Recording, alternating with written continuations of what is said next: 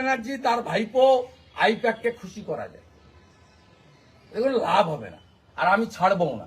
এই বোনের গায়ে হাত দিয়েছে, এই বাচ্চার গায়ে হাত দিয়েছে, এর হিসাব হবে, হিসাব হবে, হিসাব হবে। আপনি ক্যামেরা বন্ধ করে ওকে কি করেছে শুধু নিজের চোখে দেখে যান, দেখে যান।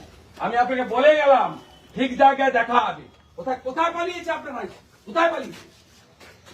কোথায় থাকে? কোথায় ও থাকে? কোথায় এসি?